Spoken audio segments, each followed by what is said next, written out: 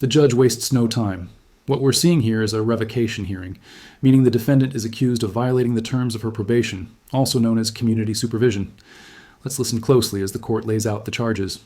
Sit on the number. Do not hold up, please.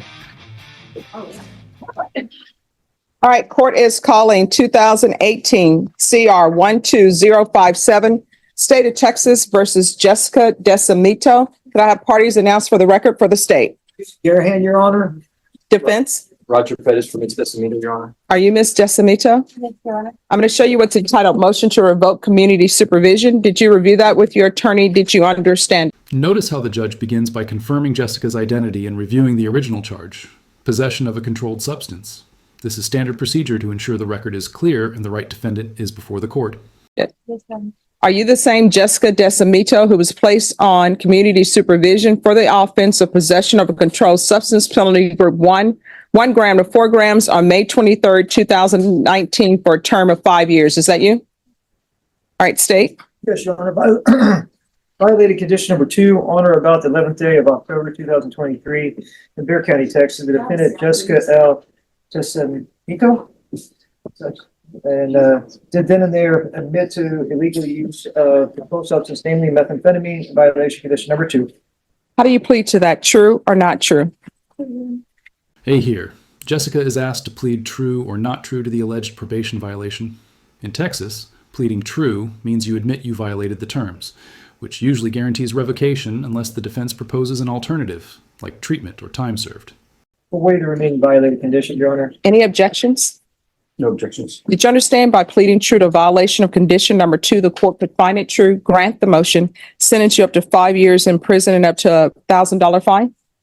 Knowing that, do you still wish to plead true to violation of condition number 2? Sure. Court will find violation of condition number 2 true. Is there a proposed agreement? Yes, Your Honor. It is to revoke the individual off the probation, sentence her to 2 years in the Texas Department of Corrections. All right, is that the agreement? It is, Your Honor, if I may. Yes. Ms. Decimito, I have the honor to represent, is a U.S. Navy veteran.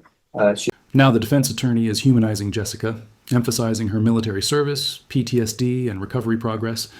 This is a mitigation strategy, an attempt to convince the judge that her relapse stems from trauma rather than willful disregard for the law. She suffered from PTSD and some general anxiety, so she's had a struggle with drugs. As we sit here today, we have 844 days credit of Bexar County jail credit. She's set to expire on her 5-year term here in just 2 months. In May, she's completed her community service hours. She did the parenting class that you requested, Your Honor. We believe, I don't want to talk out of turn, that we are either paid all of our money or there's a $70 balance. She's completed with the court's assistance and direction of the DDR program. She's done SAFE-P and she successfully completed that. She's currently a caregiver for her mother. The person that was in her life that helped continue to lead her down a path of challenging ways was her ex-boyfriend that we are glad to report as of July. He is a persona non grata. 7/31/2023, she turned him in and they have no further relations. Earlier or late last year, she presented ourselves, and I attended this to herself individually to a 30-day program at Laurel Ridge. She extended it on her own to 45 days. All right. She's a 100% disabled veteran. She works part-time with the gentleman who's here supporting her, Adam Gullen. She does some of the computer work for him. It's been a daily struggle, a challenging, but she's working through this. I think you see on the Laurel Ridge program, we're ready to move forward. If you could give her the credit for the time served under this proposal, and we would be honored, Your Honor. All right. Here's the thing.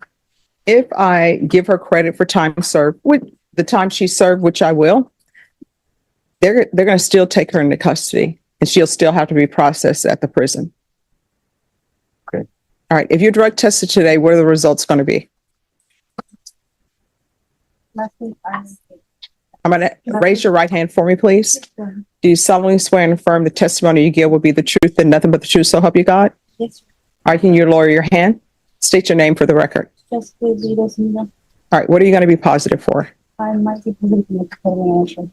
All right. So you're still using. I've actually been abstaining. I honestly was pleading in counsel and I It's a bullshit. I'm not gonna lie. It's good enough. You used it. Yes, I did. All right, so- I did. I'm sorry. Well, no, I appreciate your apology, but you really should be apologizing to yourself and your body because drugs do bad things to the body. All right, so this is what the court is going to do. One, you were on probation for 5 years. Well, when the judge asks about recent drug use, this becomes the turning point. Her admission that she recently used methamphetamine severely weakens her defense. Honesty helps credibility, but in probation hearings, it can also seal the revocation decision.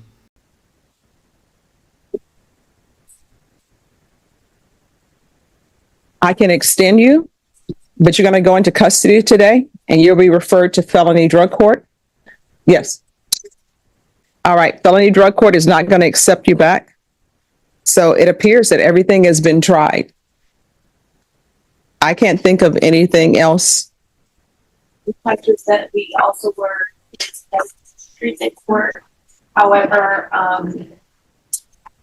back when the referral was made, there were several attempts to get in contact with her and she did not respond. All right. And so has she been to Safe-P? Yes. On the veterans program, we do have a response on that. During that time frame, I was incarcerated and the Veterans Treatment Program did not accept me. I don't know why, but they did not. And I was incarcerated. They did not respond to me. And All right. So here's the thing. I see that she's a veteran. I take that in consideration. I see that she has done some things. I know she hasn't lived up to the court's requests. I know that she's continuing to use. I can revoke her. She's going to come out with the same problems. Or I can send her back to Safe-P, extend her, and counsel if you want to see if Veterans Treatment Court will interview her at the jail, but I won't be releasing her from the jail. And under the revocation program, would it be a 2-year sanction? I will follow your agreement for revocation if that's what you all prefer. I think, But either way, she's going into custody. okay. I think based on the situation with the number of days that she has, that she understands she is still struggling with this on a day-to-day basis. And I think we're appropriate with the 2-year sanction for jail with the credit for time served, if your honor could grant that. All right. Are you Despite her struggles and service record, the court ultimately follows the revocation agreement. The judge balances empathy with accountability, giving her credit for time served but enforcing custody. This outcome highlights the court's limited flexibility when relapse occurs near the end of probation. waiving your right to appeal? Are you asking the court to follow this? All right. And I believe she may have used something today or sometime. Not today. She is very nervous and anxious. In the relationship that I've had with her, there's a very very nervous, anxious and nervousness to her personality. All right. So this is what the court is going to do. I'm going to follow your agreement, grant the motion, sentence you to 2 years in the prison, give you credit for any time served, credit for any inpatient treatment. All right. I'm going to show you what's entitled Trial Court Certification of Defendant's Rights to Appeal. Did you review that with your attorney? Did you understand it and did you sign it? I'm sorry? All right, because this is a plea bargain agreement, because I followed your plea bargain agreement, and because you waived your right to appeal, you do not have the court's permission to appeal. Because this is a felony conviction, you're not allowed to own or possess any weapons or ammunition. If you have a question over what a weapon or ammunition is, you'll need to speak to an attorney. Do you understand? All right, we can go off the record. Which branch were you in? All right, so here's the thing, what I know about people who've been in the military. If you're able to go through boot camp, and if you're able to serve, you can beat this, but you just got to be extra vigilant with it. You understand? And if there's anybody out there who's trying to get you off track of being clean and sober, they shouldn't be in your life. And when you're released from the prison, there are plenty of services available for veterans. If something happens and you can't find something when you get out, you can always come back here. If I'm here, you can always come back here to me and we will find something for you. Okay? All right. Thank you so much. Thank you for your service.